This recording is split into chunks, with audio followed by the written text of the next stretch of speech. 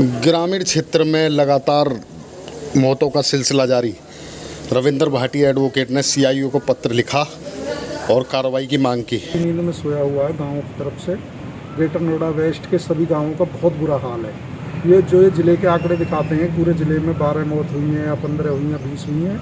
या प्रदेश का भी, पूरे प्रदेश का जो आंकड़ा इन्होंने दिखाया है कि अब तक 400 मौतें कोरोना से हुई हैं, लेकिन सच्चाई इसके बिल्कुल विपरीत है। एक गाँव में 2 दर्जन के आसपास लोगों की मौत हो चुकी है। कितने दिनों में ये मौतें हुई हैं और कारण क्या है? लास्ट पिछले 10 दिन में कोरोना से संक्रमण के कारण ये मौतें हुई हैं और इलाज ना मिलने की वजह से। सबसे हाईटेक ज़िला है, सबसे ज़्यादा राजस्व देने वाला ज़िला, सबसे साक्षर ज़िला है। और यहाँ पर 3 बड़े बड़े प्राधिकरण हैं जिनका करोड़ों रुपए का बजट है, और इतना बजट है जो कई स्टेटों के वार्षिक बजट की बराबर है। लेकिन यहाँ के जो मौतें हो रही हैं, अकेले जलालपुर की बात नहीं, दुजाना की बात की जाए 17 मौतें, छपौला की बात की जाए 50 मौतें, सादुल्लापुर की बात की जाए, जलालपुर की, मिलक लच्छी की, तुस्याने की, खैरपुर की 25 मौतें, साबेरी में पिछले 10 दिन में 30 मौतें।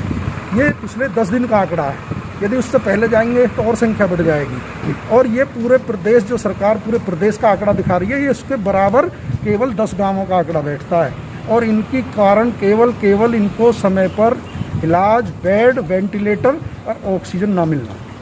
गांव में एक दिल दहलाने वाली घटना भी हुई है। एक ही परिवार के 2 जवान बेटे चले गए। सुबह बताया जा रहा है कि बेटे की मुखग्नि देने बाप पहुंचता है, जैसे ही घर वापस आता है दूसरे बेटे की भी कोरोना से मौत हो जाती है। बहुत दुखद घटना गांव में हुई, और इसके अलावा कई गांवों में ऐसी दुखद घटना हुई है कि एक परिवार से 2-2, 3-3 सदस्य हैं। अच्छेजाल से जो वेद नागर है, उनके 2 भाई, वो तो अस्पताल में एडमिट थे, लेकिन अस्पतालों में भी कहीं ना कहीं लापरवाही आ रही है। जो एडमिट हैं उनको खाने की या उनके देखरेख में कहीं ना कहीं स्टाफ की कमी है कि उनको एडमिट करने के बाद भी उचित इलाज नहीं मिल पा रहा है।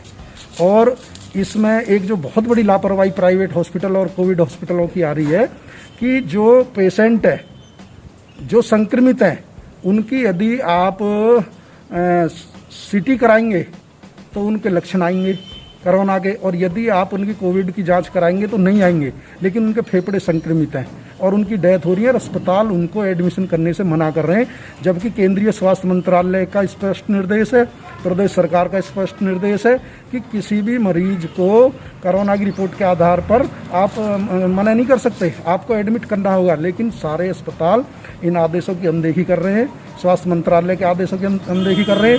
वो कहते हैं कि पहले कोरोना की रिपोर्ट लाओ। बहुत सारे मरीज ऐसे हैं जिनमें पॉजिटिव रिपोर्ट नहीं आई, लेकिन उनके लक्षण कोरोना के हैं और उनके फेफड़े संक्रमित हो चुके हैं और उनका ऑक्सीजन लेवल घट रहा है और उनकी डेथ हो रही है। आप समाजसेवी भी हैं, कई बार आपने प्रशासन ने इसकी आवाज़ उठाई होगी। क्या प्रशासन ने गांव में आकर निरीक्षण करा, सैनिटाइजर कराने का काम किया?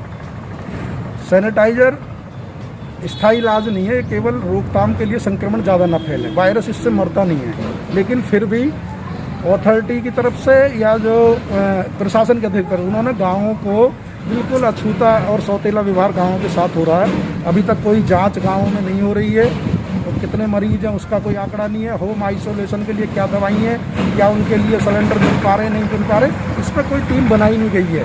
केवल आग्रह करने से, क्योंकि हमने सीओ को लेटर लिखा और अधिकारियों से बात की, तो जलालपुर में सैनिटाइजर कराया गया है, लेकिन जितने पश्चिम गौतम बुद्ध नगर के वेस्ट के जितने गांव हैं, सब में महामारी पूर्ण रूप से फैली हुई है। सब गांवों में अतिशीघ्र सैनिटाइजर कराने चाहिए और यहाँ पे जांच करानी चाहिए कितने पेशेंट हैं, और उनके इलाज की समुचित व्यवस्था करना चाहिए। और ग्रेटर नोएडा वेस्ट में एक 500 बेड का स्थायी कोविड सेंटर बनाना चाहिए, क्योंकि बेड ना मिलने की वजह से, ऑक्सीजन ना मिलने की वजह से, वेंटिलेटर ना मिलने की वजह से यहाँ पर रोज़ मौत हो रही है। रोज़ हर गाँव में ये स्थिति है।